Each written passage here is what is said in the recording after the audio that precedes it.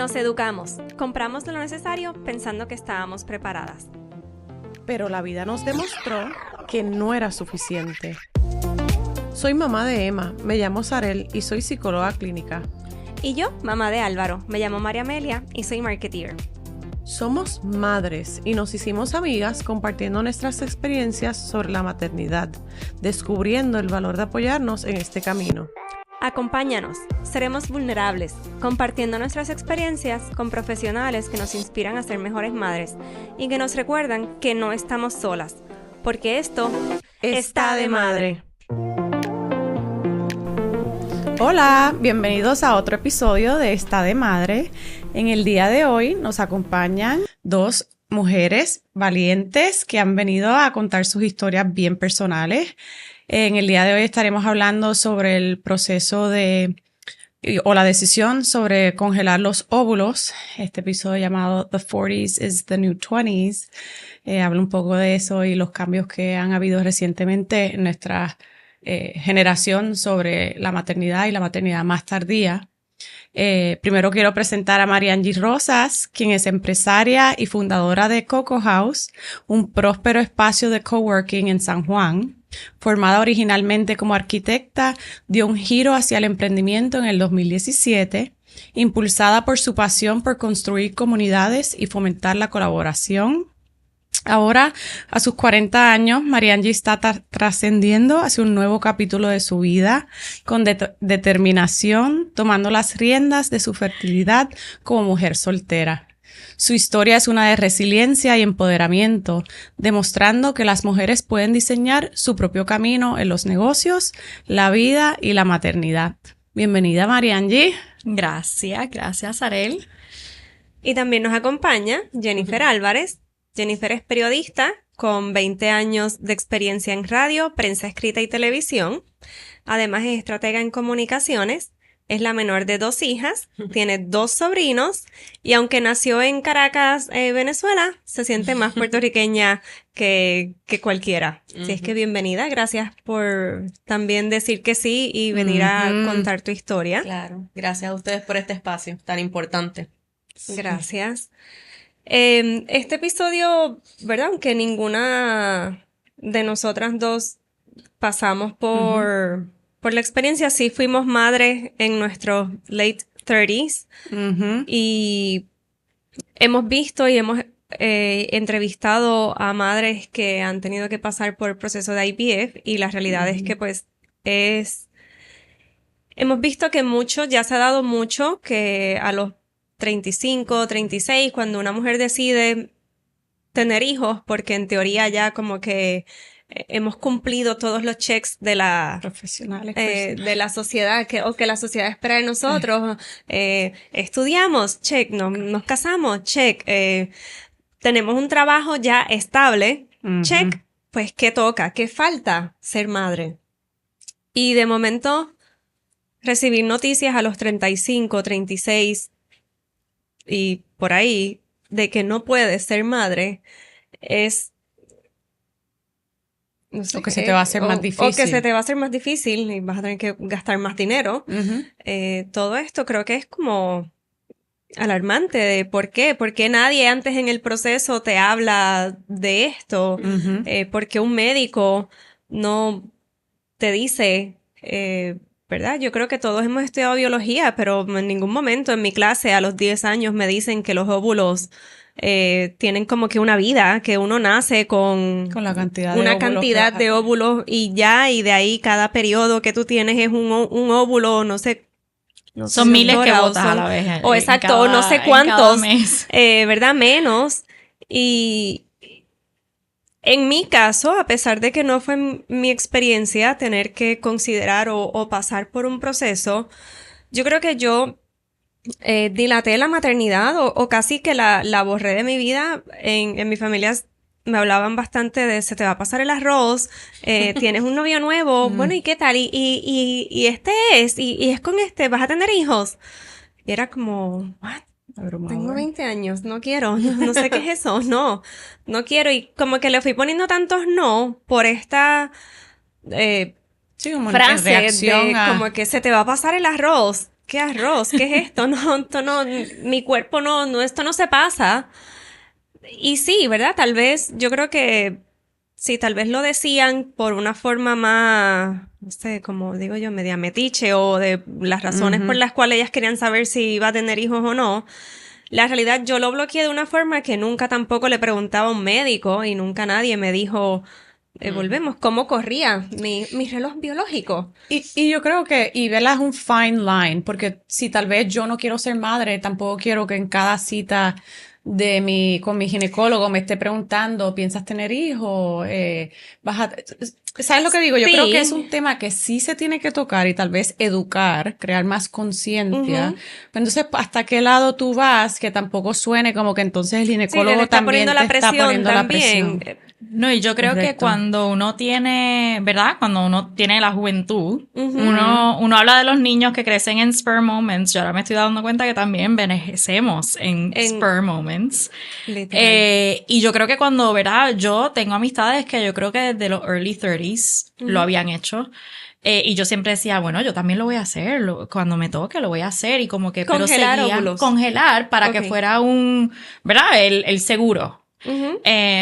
Y es algo que no vine a hacer a los 38, pensando que lo iba a hacer desde el principio de mis 30, o sea, era algo que seguía posponiendo y posponiendo, pero tengo amistades y tengo familiares, especialmente de generación más joven, que desde muy temprano están bien decididos que no quieren tener hijos y ni quieren considerar, y yo he tratado de decirle, mira, pero nunca sabes, o sea, yo sé que también es un proceso muy costoso, todavía, cada vez un poco menos, pero y ahora hay compañías que te lo pueden pagar, etcétera, pero eso es solamente si estás en corporaciones muy hemos tenido invitadas que no querían tener hijos y después cuando conocieron a una pareja entonces cambiaron de opinión. Eso también es complejo. Igual yo he dicho aquí anteriormente que yo me sentía que tenía todo el tiempo del mundo. Igual que postergué el matrimonio, postergué el considerar tener hijos, siempre había una excusa o algo chévere para hacer. Y no fue hasta en social media, que nunca voy a olvidar, con el startup que hacía,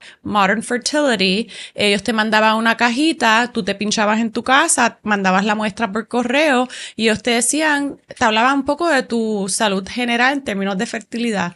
Como que, y a mí me dijeron que yo tenía menos óvulos del promedio para una mujer de mi edad. Y eso habrá sido, qué sé yo, a los 37. Y ahí yo dije, entonces ahora sí que ahora Pepe, vamos a ponernos me chavé.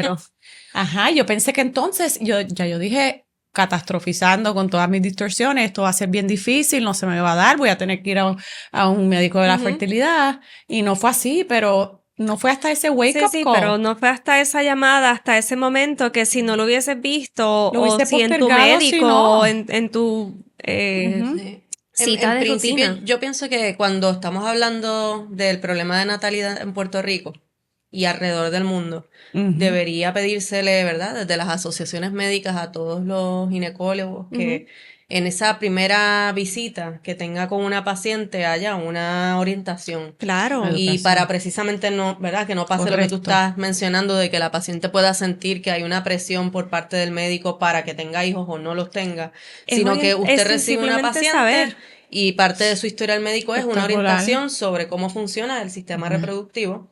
Porque, pues, en mi caso yo estudié en escuela pública, en el caso tuyo, ¿no? Tú estudiaste en colegios y a nosotras nunca nos enseñaron durante nuestro crecimiento que toda mujer nace con una cantidad de óvulos y que llega un momento dado en que se acaba. Un colegio católico, o sea, a mí me enseñaban lo opuesto, a mí me enseñaban los videos de los abortos. Y del miedo, el pánico del pobre de que no quedes encinta, de abstinencia y de que no debes de quedar nunca encinta. Era como que no mirar para ese lado, no, como que es una versión hasta cierto punto. Si en algún momento, ¿verdad?, porque tuve clase de salud y me hablaban pues del periodo, del sueño mojado del hombre, de etcétera. Pero a los 10 años, 11 años, nadie está ¿qué me importa a mí si mis óvulos realmente tienen vida propia o no, o se mueren, o a los 35 ya no voy a tener más óvulos? O sea, creo que genuinamente... Momento adecuado. Es un buen momento. Y hay que hacer un entrenamiento porque yo puedo recordar, en mi caso fue distinto al tuyo, Amelia. O sea, desde que yo era pequeña, mi papá siempre nos inculcó a mi hermana y a mí, no tengan hijos porque eso es una ancla, no las va a dejar desarrollar profesionalmente. Él con la aspiración de que ambas pudiésemos ser profesionales exitosas y que no dependiéramos de ningún hombre y cortar con ese ciclo, ¿verdad? Que muchas mujeres tienen, sobre todo de la edad de nuestros padres y nuestras madres, nos orientó a eso, así que mi hermana y yo veíamos la maternidad como algo negativo más bien. O sea, contrario a ti que te decían, ¿cuándo? Pues a mí era no, estudia, trabaja, sé exitosa, produce dinero y eso ni lo pienses. Yo empiezo a considerar la maternidad bastante tarde, como a los 35 años, que ya para esa edad, cuando vienes a hacer las averiguaciones, pues ya estás hasta tarde porque se consideran embarazos geriátricos. Ya tú vas a ese tema está en todo el embarazo. Yo no vi, o sea, yo a los 35 años, ¿por qué? Porque mi hermana sí tuvo hijos, entonces al ver mis sobrinos, por eso en mi introducción mencioné eso, porque no fue sino hasta muy tarde el que yo al tener sobrinos pues tuve ese instinto maternal activo, por decirlo, pero antes de eso era algo siempre negativo, lo que yo percibía de la maternidad. Y no es sino vengo a hacer la averiguación a los 39 años acerca de qué cantidad de óvulos me quedaban y es porque empecé a buscar información. Pero sí puedo recordar un momento en que un ginecólogo, que en ese momento mi ginecóloga estaba de vacaciones y me atendió un colega de ella. Y el acercamiento, y me acuerdo que tenía 35 años en ese momento, el acercamiento fue como que, tú estás vieja ya para tener hijos, como que, o sea, esas fueron sus palabras. ¿Es ahora o nunca? Y es como que yo en ese momento todavía no había tenido el interés. Una de las decisiones más importantes de tu vida. Es como que estás vieja ya. Y yo como que lo tomé como un comentario machista, ¿verdad? Que no tenía perspectiva de género y lo ignoré. Claro. Quizás ese era el momento en que ese ginecólogo se pudo haber sentado a decirme, mira, yo no sé si tú consideras o no tener hijos, pero hay estas opciones, puedes congelar los óvulos. Tu cuerpo en estos momentos está en esto, que si tú lo dejas esperar 2 años más, tu probabilidad ya sea... Exacto. Sí, porque puede ser muy drástico el cambio en corto de un tiempo. año a otro, o sea, y más volvemos a nuestras edades, que ya hay hasta premenopausia pasando a los 40 hoy día. Sí, claro. Entonces, si él tuviese dicho porque una orientación general, pues su línea de pensamiento estaba ahí, pero de una manera volvemos totalmente... con empatía, con respeto. No, claro, y con los facts, o sea, volvemos, porque tenemos que decir, tú estás vieja ya, y probablemente en mi familia los que me decían, se te va a pasar el arroz, pues no es lo mismo tener 27 años, toda la energía del mundo y todo, que pues 37 ahora y vamos al parque así, medios atropellados, todo y cansados. Exacto. Sí, claro, ¿verdad? No lo estoy quitando a la maternidad, ¿cómo no, y la realidad, yo creo que es que fisiológicamente o biológicamente, yo creo que sí, el prime time de tener hijos no es quizás después de los 35. Eso yo lo puedo aceptar. Claro, ¿verdad? totalmente. Que por eso mujeres más jóvenes se recuperan más rápido del embarazo, pueden tener múltiples hijos y ahí es que yo lo vi en la recuperación, no fue en mi embarazo, yo me atropellé en el posparto, ahí fue que yo lo sentí en mi cuerpo. Sí, no, definitivamente. Y yo que he estado, ¿verdad? Estuve embarazada en la industria en la que estoy y con compañeras de trabajo que las que estaba, se nota, o sea, la diferencia de una nena de 20 a una de 35 que yo tenía, o sea... Sí. Se nota, o sea, el cuerpo lo siente, tu mente lo siente, pero es esa línea de pensamiento de que un médico, o sea, todas debemos ir al ginecólogo anualmente, claro, desde que nos llegue el periodo. Madres, por favor, inculquemos también eso. Pero que te digan genuinamente porque hay una realidad. O sea, nuestro cuerpo envejece, o sea, pero también existen ahora todos estos avances que o sea, ¿cuánto tiempo tiene ya la primera? Creo que fue una niña que nació bajo el proceso de IVF y ya tiene nuestra edad, yo creo. Sí. O sea que esto es una tecnología y un avance que lleva 40 años o más.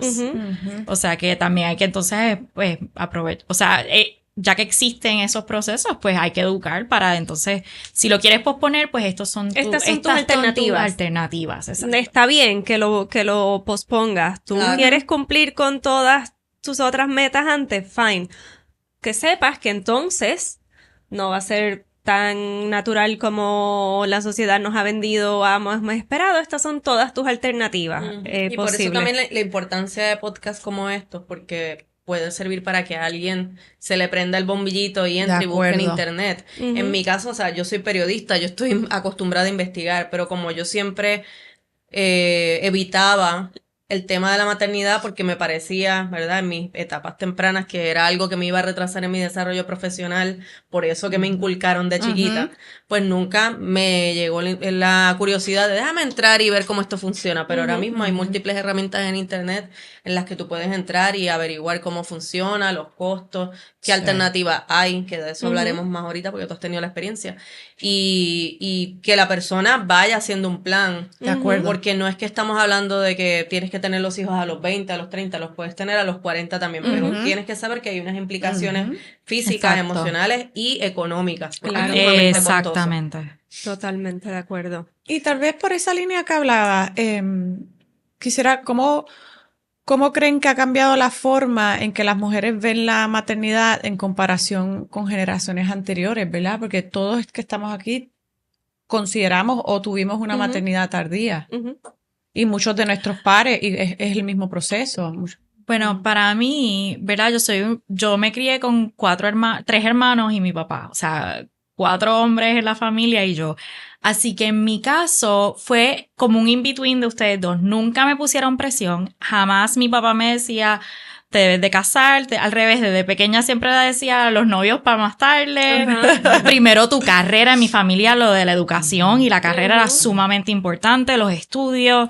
Y si yo quería seguir por maestría, doctorado, todo eso tenía prioridad antes de una relación, antes de...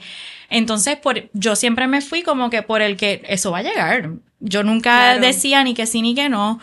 Tengo que admitir que tampoco nunca he tenido un afán grandísimo de ser madre. No es algo que yo digo que es mi calling, que es como que algo que me llama. Yo siempre digo, si se da, si no, no. Pero con la edad, ¿verdad? De momento un abrir y cerrar de ojos, ¿verdad? Cuando uno empieza con negocios, que esos fueron años de que yo no pensaba en nada más que no fuera eso. Y la pandemia, yo creo que también fue algo de como que un abrir y cerrar de ojos, se nos fueron ahí 4 años o 3 años. Y no es hasta ese momento que yo digo, espérate, tengo 37 y yo todavía pues sigo soltera, no he hecho entonces ningún plan, lo llevo considerando me acuerdo que como a los 30 lo pensé por primera vez y yo decía, no, esto todavía soy muy joven, pero a los 33 consideré hacerlo.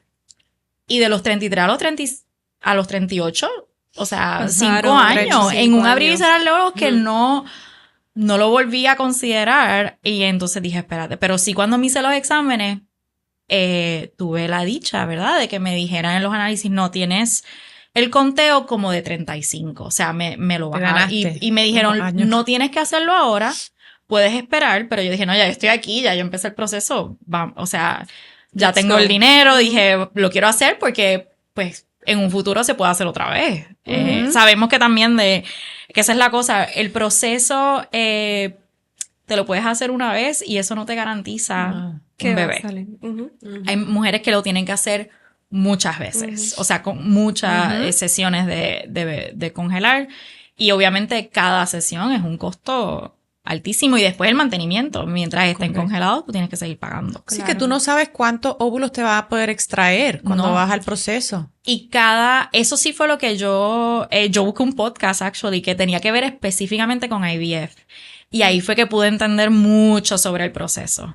Y te dicen, por ejemplo, en mi caso, me pudieron sacar 10.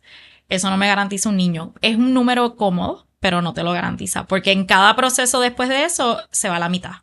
Cuando los descongelas, se va a la mitad. Cuando se convierte en embrión, se va a la mitad. Y al final te quedas con 1 o 2 viables, si acaso, que te pueden usar. Pero that's it. O sea, así que mientras más... Por eso también digo, mientras más joven lo hagas, de un tratamiento te pueden sacar muchísimos más. Eso también es la cosa, que mientras con más edad tienes, hay personas que lo que le pueden sacar son 2 y de ahí capaz que no sale ninguno, o sea, es todo, pero nada, no me quiero tampoco adelantar. También. Sí, cada caso es muy específico. Cada caso exacto, es bien ¿no? En mi caso, cuando yo fui a 3 especialistas de fertilidad acá en Puerto Rico, y los 3 me decían, bueno, puedes congelar tus óvulos, pero es un proceso sumamente costoso. A raíz de la edad también requiere una mayor cantidad de óvulos que tengas que guardar para poder tener más posibilidades de lograr que uno fertilice. Así que cuando yo empecé a hacer todas las averiguaciones, yo tenía 39 ya, que fue un poco más tarde que tú, y me dijeron, por lo menos, para que esto tenga un 30% de posibilidad, tienes que tener 36 congelados. Y en cada proceso de extracción puedes sacar 10. 10 fue un buen número. Cuando yo me puse a hacer toda la averiguación, era como, hubiese tenido que someterme como 4 o 5 veces a un proceso que por lo menos en el momento que yo averigüé costaba $5,000, $6,000 cada procedimiento. Así que eso sigue incrementando porque luego que tú tienes tus óvulos congelados, como tú dices, hay que mantenerlos anualmente con pago, exacto, que no es tan alto, es algo que es viable. Sí, es más razonable. Pero a eso tienes que luego buscar entonces hacer el embrión, hacer el proceso de fertilización. Sí, esos otros costos. Ahí, exacto, ahí tú tienes nada más que una parte. Exacto. Que por eso digo 5 también. Por 5, 25. Tienes $25,000 de entrada y no tienes todavía no, pero nada. Ese no es el precio hoy día. Exacto, y no me quiero, ha subido posiblemente, claro, porque yo cuando hice eso la primera averiguación fue hace 3 o 4 años. Sí, depende también del tipo de medicamento que te pongan, porque todo tiene que ver con el medicamento. Entonces, a cada mujer, puede ser un tratamiento completamente diferente. Dependiendo de ¿verdad? De tus niveles de hormonas. Y perdonen, ¿duele? Porque eso nadie me lo podía contestar. No. Bueno, mi experiencia también fue, yo sí, ¿verdad? Lo pude hacer todo de una. Esa es la otra cosa. Hay mujeres que están meses con los medicamentos y nunca le pueden hacer la extracción porque no llegan a los números y lo tienen que tratar otra vez. O sea, que es un proceso que eso yo no llegué a saber todo eso hasta que ya yo estaba ahí en la cita médica. Pues vamos a hablar un poco de eso. ¿Cómo fue tu proceso? Exacto. Médico? Bueno, si empezamos por el paso... Desde esa llamada. Exacto. Si empezamos por el paso 1, aquí en Puerto Rico yo creo que todavía también falta mucha educación hasta dentro de la misma industria, porque yo incluso un año antes traté de hacer el appointment online porque era en medio de la pandemia y cuando uno no se pone a pensar en esas cosas, yo creo. En la vida. En what's next. ¿Qué será mi vida de aquí a 4 años? Si salgo de esto, yo voy a mandar Netflix que ver. Así. Y yo me acuerdo que en medio de la pandemia busqué online, sabía que no habían doctores, oficinas abiertas, pero busqué, entonces decía, no, busco online, podías hacer un appointment y lo traté 2 o 3 veces y nunca me contestaron para atrás, ni por email, ni por... Entonces, como un año después, terminó llamando y cuando sí, buenas, estoy llamando para hacer una cita, nombre, apellido, plan médico, no el plan médico porque aquí no lo cubre nada el plan médico, pero me dicen, y el nombre de su esposo y yo, no, estoy soltera. Es que el médico no ve pacientes solteras. Literal, así fue la reacción. Me muero. Y yo... Me muero. ¿Cómo que el médico no ve pacientes? Sí, el médico no ve pacientes solteras. Y yo estoy llamando para congelar mis óvulos. Bueno, entonces sí, si es para congelar, entonces sí. Y me tomó los datos y me dio la cita. Pero esa reacción... Yo hubiese llorado. Bueno, todo el mundo sabe que lloro. Yo me puse, o sea, que me lo digan también a mí, que yo soy bastante liberal, feminista. O sea, yo me acuerdo que yo me puse a temblar. Yo acabé con el proceso de hacer la cita, pero entonces quise tratar de averiguar sin mencionar, ¿verdad? Que a qué oficina yo estaba llamando. Yo quise averiguar entonces otras opciones. Me puse a hablar entonces con amigas en serio, de amigas que sabía que habían pasado por el tratamiento y me volvieron a decir, mira, ese doctor para mí es el mejor, así que no cambies la cita, ve primero esa cita y después cómo te sientas cómoda, porque o sea, cuando conté la historia me preguntaron que si habían sido todos estos otros doctores, porque aparentemente es algo, o sea, es algo común que muchos doctores en ese campo prefieran hacer todo este proceso con parejas. Y no sé si son parejas heterosexuales o porque lo que me preguntaron no fue qué pareja, nombre de pareja, era tu nombre de esposo. no solamente eso, sino el contrato. Cuando ya yo estoy entonces a punto de hacer lo que tengo que llenar un contrato, todo el contrato, yo me acuerdo que yo decía, if I redline this contract, o sea, porque todo el contrato era tú y esposo, o sea, y yo obviamente tenía que poner NA, no aplica, pero yo decía, ¿cómo no pueden hacer un contrato un poco más, sabes? Sí, más tal vez específico para la situación, para la persona que está casada, pues tú y esposo. Tu pareja. O lo que sea. No, y entiendo también, ¿verdad? Cuando uno está también haciendo un embrio, porque ya ahí entonces estás implicando que hay otras implicaciones, pero cuando esto es solamente congelar óvulos. Pero bueno, decidí ir a la cita.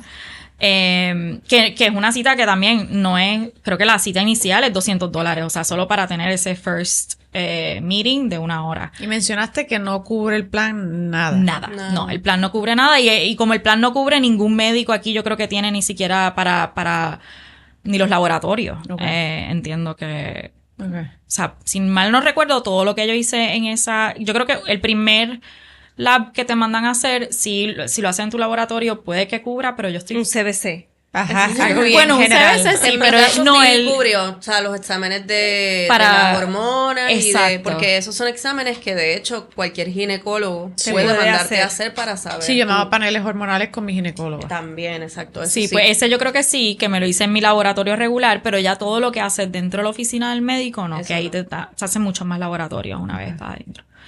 Pues pero tengo que entonces decir que en esa cita inicial, el médico fue excelente. El médico también tenía un médico más joven que estaba entrenando en ese momento.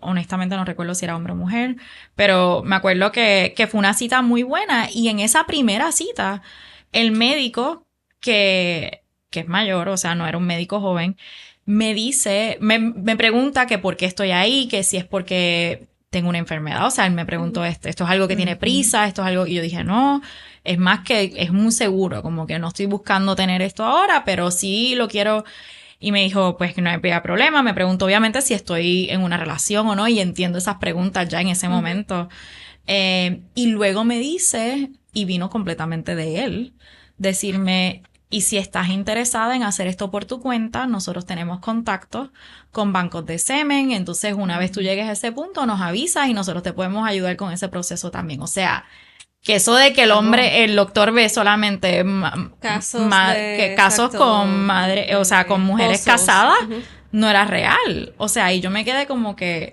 Sí, es que... El problema es que el que está dando el primer contacto y el que está dando la cara es las personas que la empleomanía en recepción, no es el médico. Y eso es tan importante también. Correcto. O sea, a veces, no es que sea más, ¿verdad? Pero para uno puede pesar tanto esa llamada con el personal. Yo me pude haber quitado, o sea, esa reacción es como que, pues entonces, ¿qué yo voy a esperar ahí? Como que qué tipo de trato yo voy a esperar, qué tipo, o sea... Si no es porque todo el mundo me dijo, no, vuelve a donde él, porque en verdad tiene una buena reputación como médico. Yo dije, bueno, pues entonces... Pero fui con esa sesión en verdad fue muy buena y yo creo que eso me calmó mucho y todos mis tratamientos con él, o sea, todas las visitas con él fueron excelentes, pero yo iba ya con un poco de... predispuesta a que iba a ser algo que no iba a terminar haciendo ahí. Exacto. O con ya negatividad, que es un proceso también donde no puedes estar con negatividad. No, claro. Porque el estado emocional que influye. Exactamente, influye mucho. Sí. Wow. ¿Y dirías que el proceso fue más difícil física o emocionalmente? Bueno, también tengo que decir que yo creo que al yo ir sin haber tenido problemas de fertilidad, ¿verdad? Porque yo no voy porque estoy tratando de tener hijos y no puedo.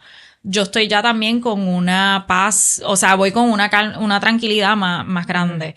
Y entonces para mí el proceso exacto no fue nada doloroso, nada psicológico. Sí es un poco, ¿verdad? Te están analizando o sea, al analizar tu fertilidad es como que te están evaluando como mujer. Así que eso es un poco como que, pues, cuando te dicen, pero por ejemplo, que me dijeran, mira, no, tienes unos buenos números como una persona un poco menor. Eso para mí fue un alivio. O sea, yo me sentí como que, yay. Yo utilizaría esa edad de ahora en adelante. Exacto. Por fuera soy de 30, ya tengo 40, pero por dentro tengo 38. Exacto. Vamos a ver si cuando me lo vuelva a hacer, qué número sale, porque todo eso cambia. Todo eso cambia. Pero no, ahora lo que sí, el proceso de las hormonas, yo soy diabética tipo 1, así que yo me he estado inyectando con insulina toda la vida, así que ponerme las inyecciones no fue para nada tampoco ningún trauma. Yo me inyecto, ya no porque uso una bomba de insulina, pero yo me he tenido que inyectar 3 o 4 veces al día en la barriga por años, así que ese proceso sí es bastante, o sea, son muchas inyecciones todos los días, en adición a la de, gracias a Dios que tenía la bomba, así que, pero, y la que te pones el último día es una que yo nunca había tenido que hacer eso, y obviamente aquí es cuando uno de momento dice, bueno, cuando tiene una pareja. El trigger shot. El trigger shot. El trigger shot sí es una jeringuilla extremadamente grande y gruesa y te la tienes que poner en el músculo, o sea, en la nalga. Entonces y tienes que hacer eso a las 11 de la noche, o sea, eso es una hora bien específica, la noche antes de que te vayas a hacer el tratamiento. O sea, que esa hora no es conveniente yo pedirle a una amiga o a alguien. Te iba a preguntar si te la pusiste tú o si te la pusieron. Me la puse yo, me trepé en un banquito, porque tenía que tener buena iluminación y en el cuarto no había buena luz, así que tuve que ser en el baño, pero en el baño el vanity no me daba, así que busqué un banquito, me trepé en el banquito, busqué YouTube, varios videos de YouTube, para como que, tú sabes, porque one time shot, no es como que tampoco puedes hacerlo. Y es el money shot, como le dicen, o sea. Es el money shot, oh yes. El momento específico. Exacto, tiene que exacto, no podía titubear por más de, tú sabes, quizás 20 minutos. Exacto. Pero lo tienes que hacer al momento. Hielo, que eso también busqué en YouTube. Estas instrucciones también como que no te las dan, pero me dijeron que me pusiera mucho hielo antes, así que, y como que dolió un poquito, pero ese fue el único momento. Eso sí, después yo solamente estuve 3 semanas, yo diría, con las hormonas. El aumento de peso no se vio inmediato, el aumento vino después. Yo aumenté 20 libras.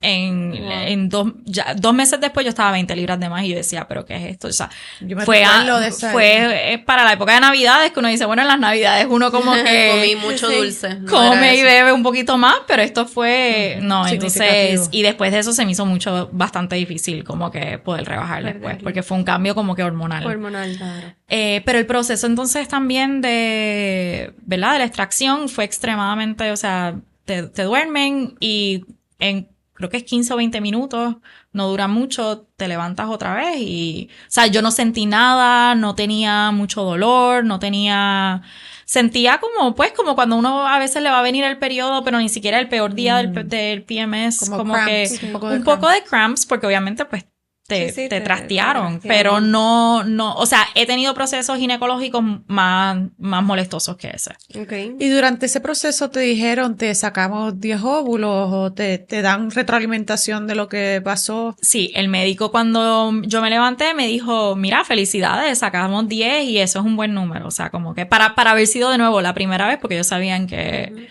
yo lo consideraba hacer una vez más o otras veces. ¿Y sentiste durante ese proceso que hubo suficiente apoyo médico y psicológico? Tal vez, tú no venías vulnerable, pero ¿sentiste que el proceso se ofrecía algún tipo de apoyo? Bueno, el staff, de nuevo, desde que yo entré y lo vi también con el staff de recepción, o sea que yo no pude nunca identificar quién pudo haber sido que me contestó el teléfono, porque la empleomanía. Me acuerdo que atrás la señora que me hacía los laboratorios siempre me ofrecía café después. O sea, como que fue un proceso, yo de verdad que quedé encantada con el proceso y por eso volvería a ese médico. Pero diría que psicológicamente no vi nada que estuvieran ofreciendo. Sí vi que ofrecían acupuntura. Ellos tenían a alguien allí que recomendaban para acupuntura, o sea que tenían alternativas. Un tratamiento adjunto holístico. Exacto, más holístico pero yo no me fui por ese proceso porque de nuevo yo no estaba con problemas de fertilidad, yo simplemente iba por primera vez siendo proactiva. Exacto, estaba siendo proactiva. Okay. Pero a los 38 años técnicamente, o sea, sé de muchas amigas. Tengo una amiga que lo hizo a los 36 y lo único que pudo sacar fueron 5 o 4. O sea que tuve suerte, como quien dice, porque a los 38 estás tarde. Y en ese proceso, tal vez tus responsabilidades profesionales y tal vez en términos de tus relaciones, ¿hubo algún impacto? ¿Cómo estás? Bueno, otra cosa que yo no sabía es el tiempo que toma, porque esas semanas son 3 o 4 citas semanales o por lo menos 3 citas semanales que tienes que seguir yendo porque te evalúan, te dan una dosis de medicamento, a los 2 días te tienes que hacer laboratorios ahí mismo, esperan que los laboratorios estén listos para darte tu segunda dosis de medicamento y luego la tercera y luego la cuarta, o sea, te lo están midiendo constantemente. Dependiendo de los resultados de tus laboratorios. Dependiendo de los resultados de tus laboratorios es la próxima dosis y tú vas pagando según las dosis que te dan. O sea que ellos te dan un range de cuánto puede costar, pero nunca sabes porque de nuevo si necesitan más o menos depende de cómo tú respondas. Depende de cómo tu cuerpo responda. Entonces eso fueron horas en la cita médica, que el primer día me acuerdo que yo estaba desde el celular tratando de adelantar cosas, ya después fui preparada con mi computadora o mi iPad y trabajaba desde la sala de espera porque pues no lo planeé y sí, yo tenía entonces mi equipo que podía correr el espacio sin mí, pero alguien que esté en un trabajo es algo que entonces va a tener que considerar de acumular esos días de vacaciones o poder entonces tomarse esos días sin paga porque es mucho tiempo.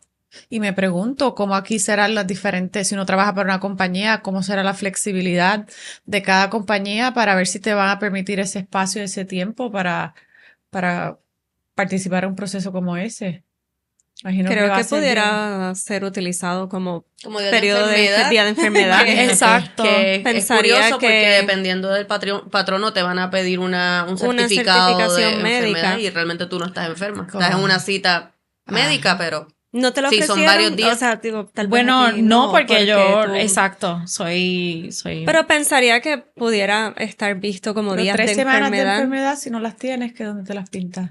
Bueno, no son las 3 semanas corridas. O sea, es como un día sí, un día no, un día sí, un día no. Y estás quizás medio día en el médico. Pero se acumulan. O sea, que lo tendrías que discutir con tu jefe. Es algo que no puedes hacer sin que lo sepa tu jefe. Exacto. Que lo sepa. ¿Y qué impacto psicológico tendría eso a una persona que está vulnerable y que está incurriendo en este proceso? Sí, no, lo complica aún más. Lo complica aún más. Autorrevelar algo bien personal, porque esto es algo bien personal. Claro. Tal vez. Y más de nuevo, cuando digo, si ya estás entonces intentando y no te funciona, que entonces ya tú estás con una vulnerabilidad mucho más alta. De decir, mira, necesito. Sí, que son discusiones que a nivel de política pública deben tenerse porque cada vez más en Puerto Rico y en otras jurisdicciones las personas tardan en tener hijos. Entonces se habla de la baja natalidad, de la necesidad de tener hijos, pero no se atempera entonces los trabajos y las leyes para que este tipo de procedimientos, pues mira, quizás vas a donde tu patrón y dice necesito estos días libres por enfermedad, pero realmente no es enfermedad. Tienes que entrar a dar el detalle de que te estás haciendo un procedimiento de fertilidad o de congelar tus óvulos, que es algo tan personal. Sí, pero tiene que ser política pública, porque si quieres fomentar la natalidad, pero entonces no estás dando ningún tipo de apoyo o... Igual con lo de la cobertura de los planes médicos. Eso, claro. Exacto. Hay medicamentos involucrados, hay estudios, o sea que... No, y como te dicen, en la mañana llegas y la anestesia es $400 cash, como que tienes que ir a una TH a sacar, porque por alguna razón eso no lo puedes pagar con tarjeta, eso no lo cubre tampoco el plan, o sea... ¿Te dan sedación? Entiendo que sí, o sea, me dormí pero no me entubaron, claro. Sí, sedación. Sí. Okay. Wow. Jennifer, ¿y tu experiencia? Yo sé que tú fuiste a varios. Sí, en mi caso yo fui a varios porque las noticias que me daban, contrario a ti, era de que no, a pesar de que yo tenía 39 años, pues como que mi conteo estaba súper bajito. Prácticamente lo que me decían era, pues, para que puedas quedar embarazada de manera natural es menos de 1% de posibilidad. Así que la primera opción que me dieron fue como que vamos a verificar el conteo y pues descarté rápido lo de congelar óvulos porque no tengo pareja actualmente, porque lo que me decían era, vamos a sacar 1 o 2, tienes muy poquito, se van a dañar en el proceso, cuando los extraen se pueden romper o cuando van a crear el embrión se puede dañar, así que para ti eso no es una opción. Y eso fue un proceso bastante fuerte para mí porque nadie está preparado para eso, o sea, que te digan, no, tú no vas a poder tener hijos de tus óvulos, es como que primero esa es la primera noticia que tú tienes que asimilar, porque hay ¿verdad? Muchos pensamientos de que para ser madre pues tiene que tener tu genética y pues no te hablan inmediatamente de otras posibilidades. Así que esa primera noticia, pues, en lo que yo la asimilé, pues, habrá pasado 1 año, yo detuve todo, en lo que, pues, ¿verdad? Fui a diferentes doctores buscando segundas, terceras opiniones, llegué a ir a 4 especialistas y todos coincidieron con lo mismo. Así que ya esa parte estaba descartada. Y ya entonces luego empezar a tramitar y normalizar en tu cabeza, pues que la opción es buscar donantes de óvulos y en mi caso también de esperma porque no tengo pareja. Entonces eso es otro proceso que en mi caso, pues sí, yo lo discutí con mi psicóloga para tratar de ver de qué manera, ¿verdad? Podía yo manejar también mis emociones en relación a eso porque ahora ya tú te sientes capacitada económicamente, profesionalmente para tener un hijo, pero ya no puedes tenerlo de la manera que todo el mundo lo tiene. Eso es lo que uno tiene en la cabeza. Pero cuando empiezas a indagar sobre el tema, te das cuenta que son más y más las personas que están pasando por estos procesos. Lo que pasa es que no se atreven a hablarlo. Ni lo comunican. Porque todavía hay como un estigma. Y la gente hace las cosas escondidas, aunque tengan pareja y que tienen problemas de fertilidad, van a hacer estas consultas y no lo comparten con nadie. Y entonces, pues tú piensas que tú eres la única que está pasando por esto. Proceso, en el mundo. Y soy la única que estoy pasando por esto, pero realmente cuando empiezas a ir a las oficinas de los doctores y ver lo llenas que están. Te encuentras gente conocida. Yo me encontré a varias amigas allí. Sí, yo no me encontré a nadie conocido, pero sí me di cuenta, oye, esto está lleno, las citas no son cerca. O sea, tú puedes llamar hoy y te la van a dar de aquí a 6 meses, 8 meses. Wow. Entonces te das cuenta que hay una demanda de personas que están pasando por esto, pero lamentablemente no se habla. Sí. Y empezar a de redescubrir lo que es el concepto de la maternidad desde una visión que no es la tradicional. Sí, así no es que esos procesos pues bueno, pues cambian. Y existe también entonces el proceso, ¿verdad? De engendrarlo, o sea, de gestarlo. Porque yo que soy diabética, pues es algo que también sabía de que mientras más me tarde, pues mi más salud riesgo. Se puede poner un poco. O sea, yo desde antes de 35 ya era high risk. O sea, sí tenía un embarazo. O sea, lo pude haber tenido a los 25 y hubiera sido high risk. Entonces, pues, ¿verdad? Es algo que ya yo estoy con los 40. Todavía no tengo un timeline. Es algo que yo sigo abierta a que pase, pero no es algo que... Pero también digo, bueno, y si lo decido tener mucho más adelante, pues quizá entonces por un surrogate sería lo más viable, que también tiene un costo, que eso ya es, o sea, la compra de una casa. Es una cosa... Y antes de grabar estábamos hablando de eso, que entendemos que no es hasta hace poco que aquí en Puerto Rico existe la posibilidad de poder hacerlo. Si las de hecho, no conocemos a nadie. Si hay alguien de los que nos está escuchando que conoce a alguien o que quiera ser igual de valiente y venir y hablar, los invitamos a que por favor nos escriban un DM, nos escriban un mensaje, vayan a nuestras redes sociales, Está de Madre PR, porque pues es algo que como dijo Jennifer, o sea, mucha gente lo hace escondida por el estigma que hay, pero la realidad hay mucha gente que necesita esta información. Si es que los invitamos a que por favor vengan y tengan un espacio con nosotras. Compartan su historia para que otras personas puedan tener un ejemplo, ¿no? De por dónde pueden comenzar a indagar información y un ejemplo a seguir. Jennifer, yo recuerdo cuando yo empecé a hablar pues todo esto del podcast contigo, etcétera. Tú estabas en el proceso, ya habías comenzado, etcétera. Y yo nunca voy a olvidar la impresión tal vez que tú tuviste y pues que me la transmitiste de si seguías el proceso, lo que era ¿cómo es el proceso de escoger un donante de óvulo o de esperma? Recuerdo que fue bastante impresionante. Es un catálogo, literal. Impactante. Es un catálogo como si te fueras de shopping a buscar un donante, porque obviamente lo que recomiendan es que tú pues busques tus características, ¿verdad? Tus fenotipos similares, pero en realidad es que tú pues puedes escoger donantes como tú desees, ¿verdad?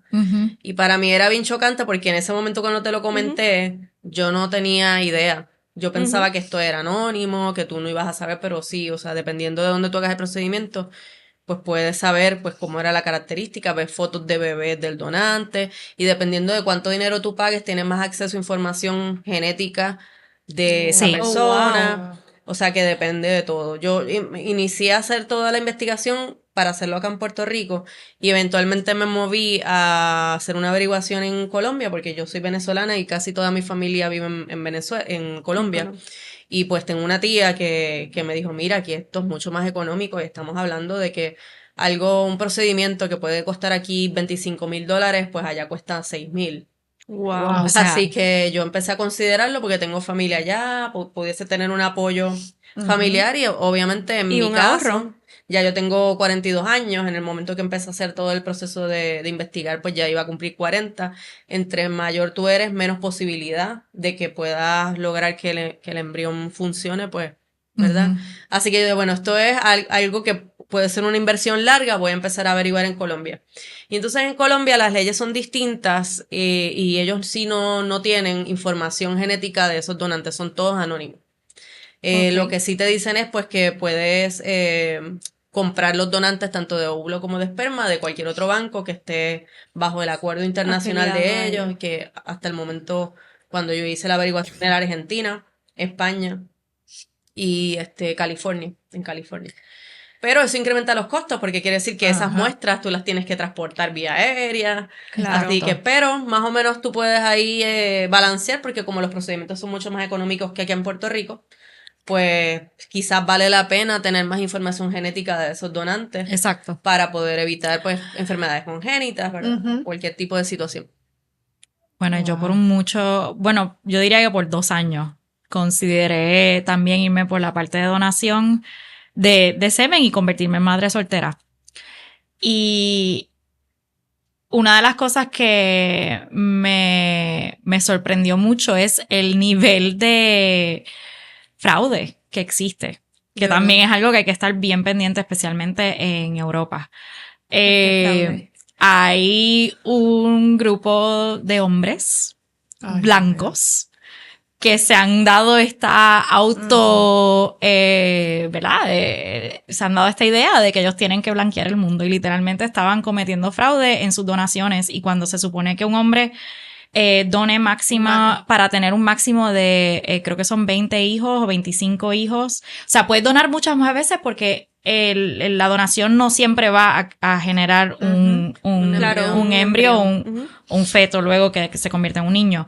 Estas personas viajan para distintos centros de donaciones y mienten, dicen que nunca han donado y se han convertido, o sea, hay hombres que han logrado engendrar más de 200 hijos. Sí, bueno, creo que hay una serie en Netflix de esto, no la he visto, de hecho, pero creo que si estás en el proceso, lo creo que la tienes que ver, pero es algo que a mí me impactó muchísimo y fue algo que me detuvo mucho en ese hay países en Europa que no tienen todavía ese tipo de reglamentación en términos del máximo de hijos que pueden resultar de donaciones. No, y entonces están yendo ahora a países tercermundistas o países de otra...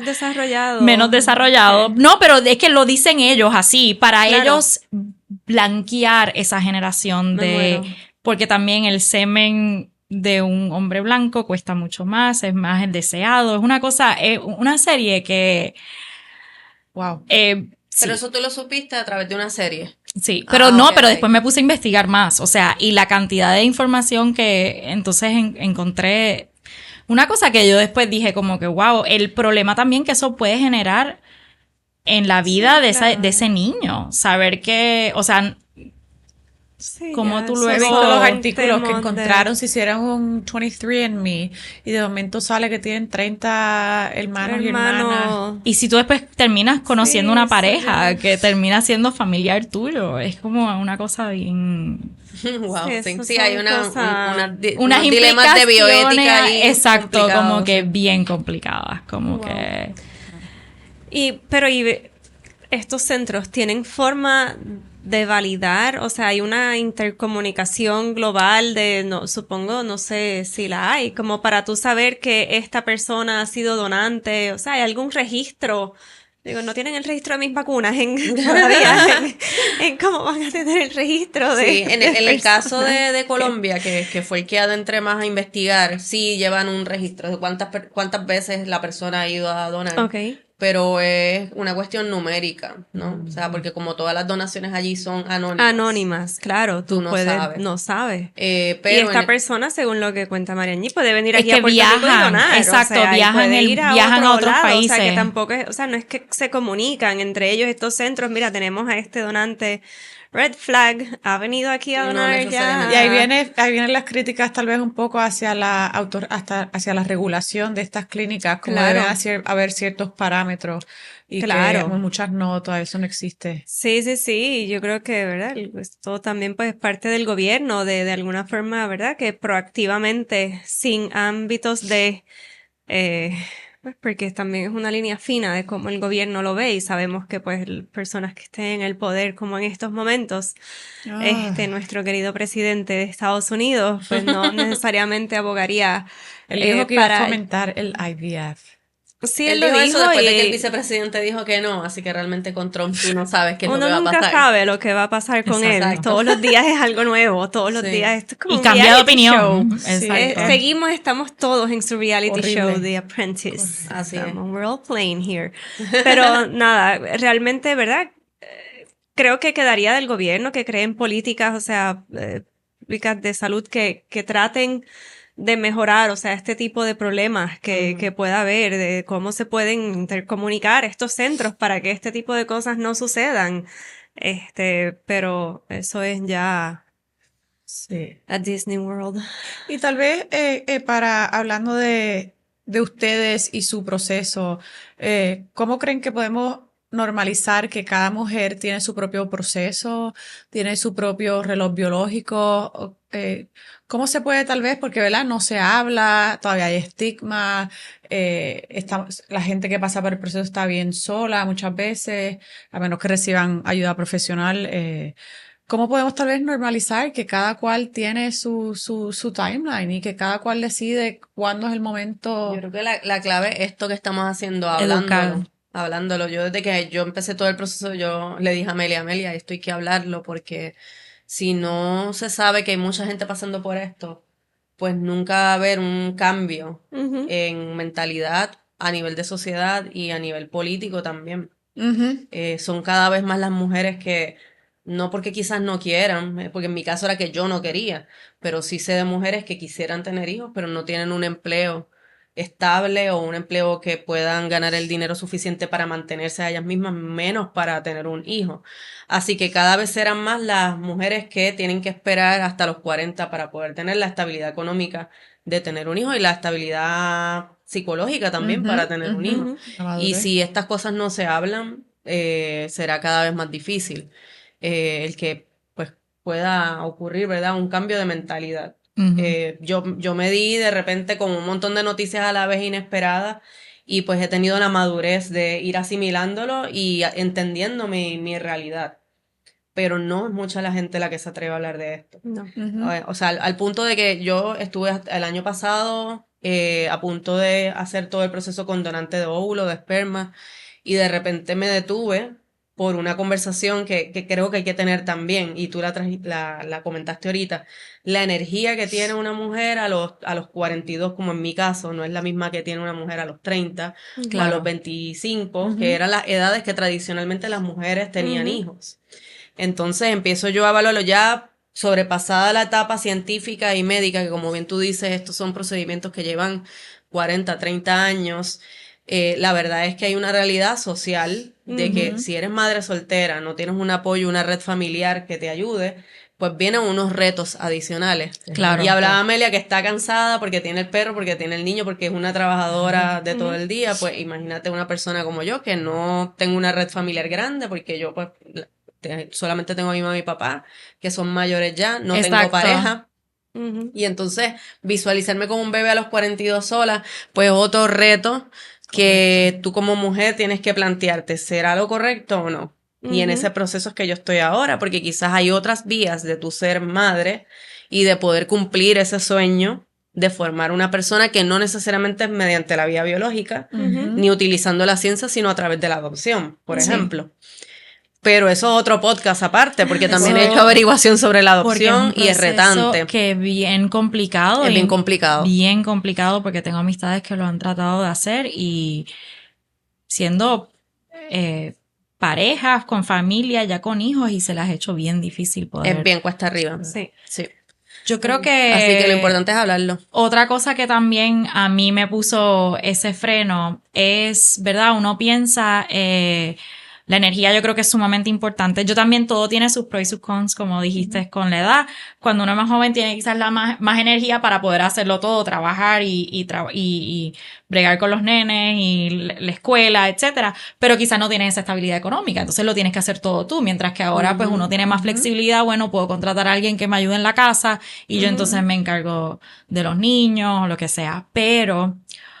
otra cosa también bien importante es que uno piensa, ¿verdad?, en la maternidad y la familia cuando todo sale bien, como uno dice.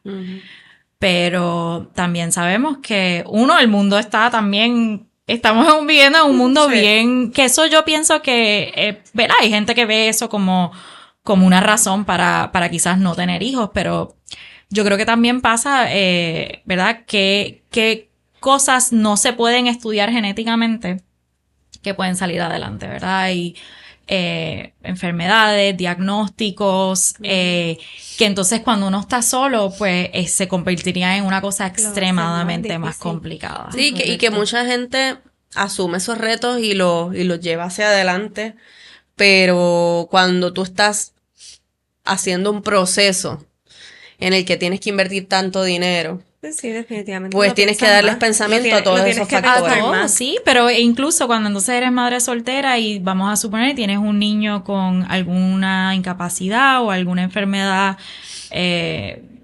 y entonces uno piensa, pues soy yo sola, ¿y qué pasa si entonces algo me pasa a mí? ¿Qué le va a pasar al niño? O sea, son un montón de complicaciones que uno tiene que entonces... Una de las primeras cosas que te dicen si lo estás considerando es...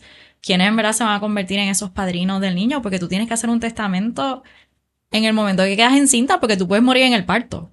O sea, y eso es algo que yo nunca había considerado. O sea, que obviamente sabemos que no es una posibilidad alta, pero es una posibilidad y entonces no hay un padre para poder tener. O sea, que los padrinos de ese niño que se encargarían en adopción, ¿verdad? Es una conversación que tienes que tener. No es solamente un padrino de la iglesia, se convertiría entonces en...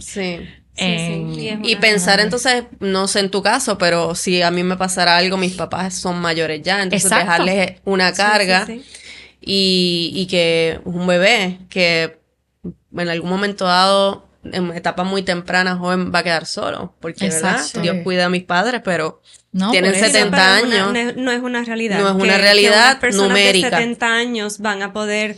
criar. Hay abuelos que lo hacen y que es sumamente admirable, pero yo tampoco quisiera dejarle esa carga a mis papás. Exacto. No, de acuerdo. No sería ni responsable, la realidad, dejarle. No, en mi caso mi papá tiene 90.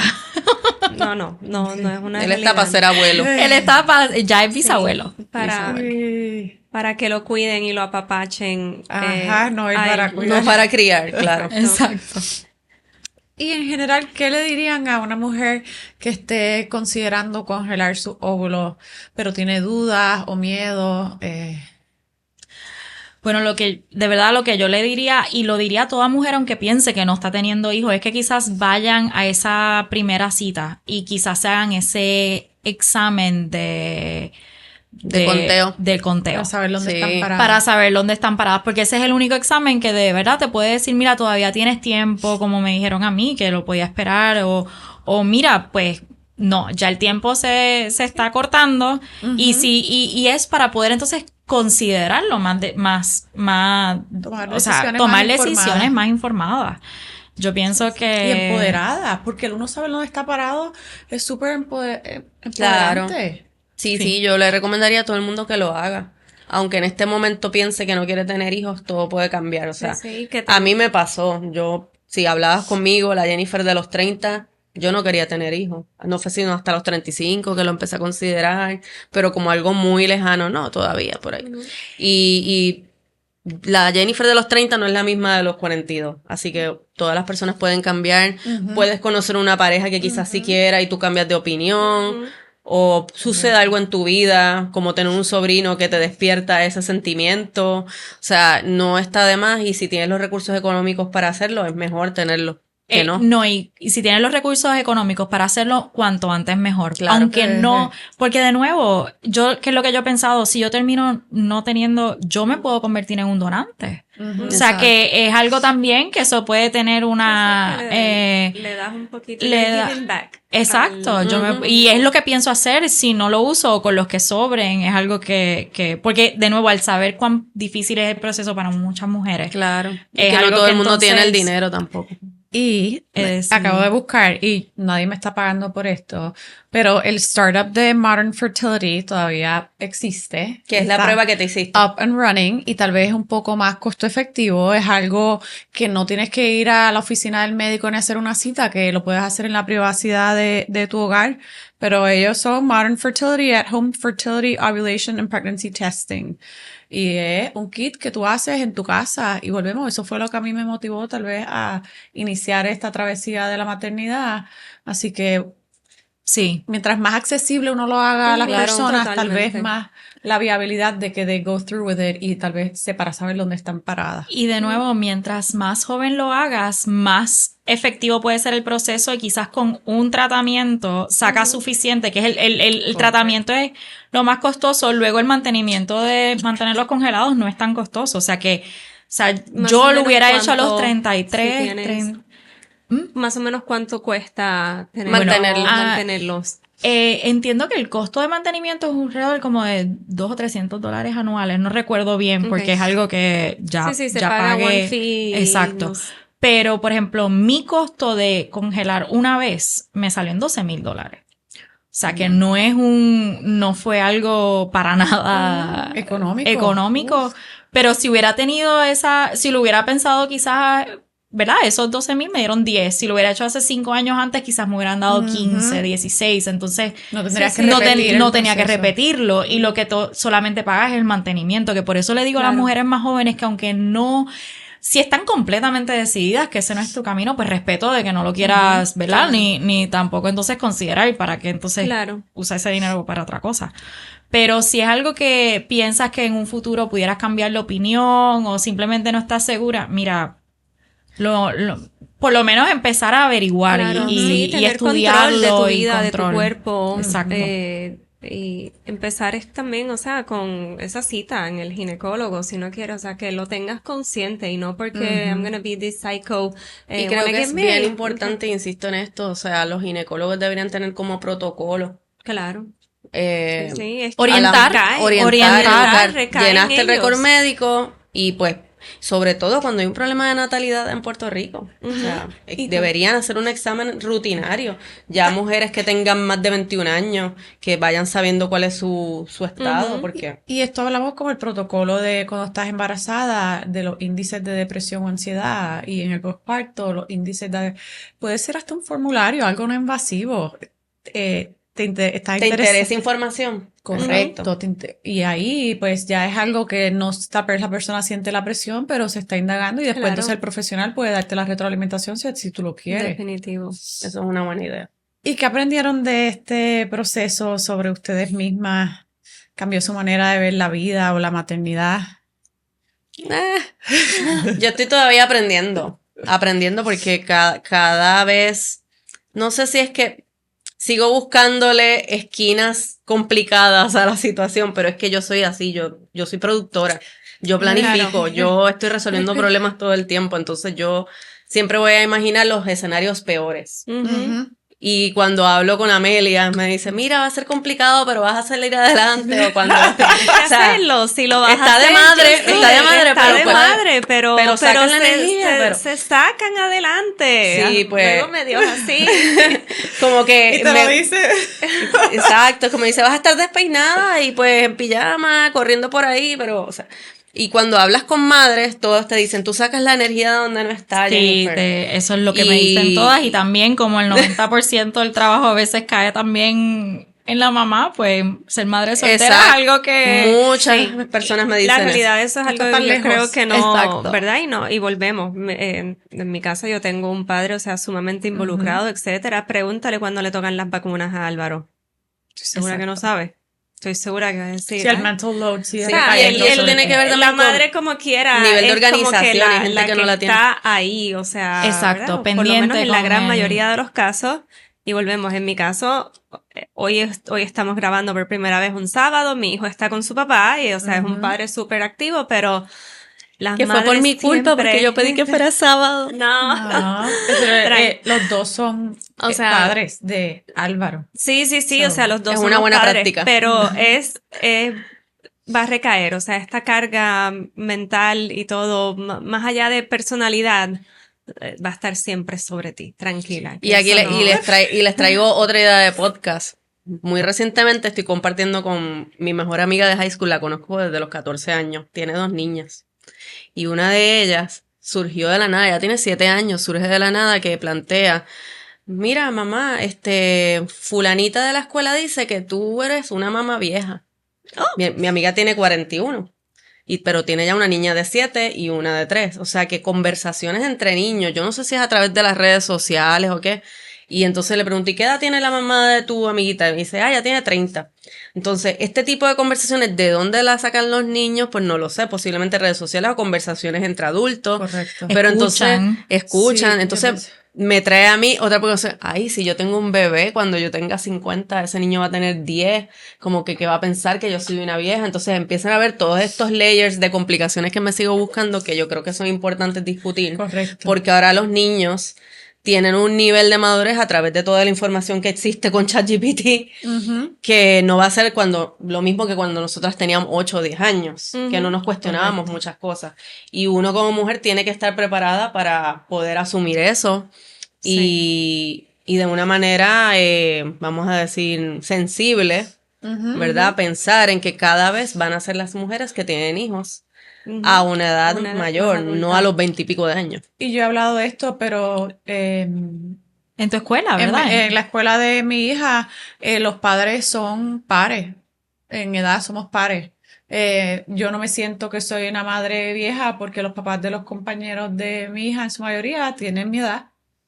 Que lo vamos a ver más y más. Exacto. Porque la maternidad está llegando ahora.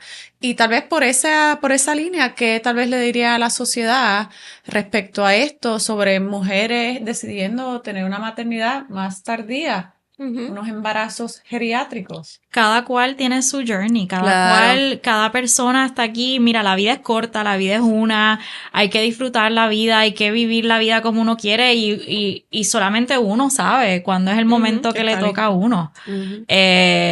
Y sí, educarse para poder entonces estar preparado, pero fuera de eso, que nadie te imponga. Ahora mismo no sé cuáles son las celebridades, pero son un montón. Creo que Naomi Campbell tuvo hijos a los 50 sí, muchas. Sí, hay muchas mujeres que entiendo que ahora se vio una mujer de 70 y algo de años que es abuela y quedó encinta y pensó que había pasado por la menopausia y wow. Cada cuerpo es diferente, claro. Exacto, cada cuerpo es diferente, cada cual es diferente. Pero sí lo veo, the 40s are the new 20s. Y eso está here to stay. Yes. Así que gracias por acompañarnos. A ustedes por crear este espacio. Gracias por contar su historia, porque pues no es fácil. Vulnerabilidad. Como dicen, todavía hay mucho estigma y tenemos que educar. Esto es educar y esto vale mucho para nosotras, así es que gracias. Por muchos más espacios como este. Gracias a todos. No, y gracias a ustedes por entonces tener este podcast, porque nos dan a nosotros la oportunidad y todas las otras historias que han contado, o sea, He llorado muchas veces escuchando este podcast, tengo que admitirlo. Sí, de la tuya. Que ese no es la intención con la que vamos, pero sí es una realidad, de las historias que se viven. Exacto. Y el camino no es fácil. O sea, el camino no necesariamente siempre va a ser fácil. Porque está de madre. Porque ser madre está de madre, pero realmente, o sea, ahí volvemos, mientras más nos unamos, mientras más eduquemos, no nos sentimos solas, o sea, estamos acompañadas, y crear una tribu es lo que también es otra de nuestra misión y meta, así es que no estamos solas. Gracias por escucharnos, y por favor síganos en nuestra página de Instagram, y si conocen a alguien que quiera participar con nosotras, envíenle nuestro episodio.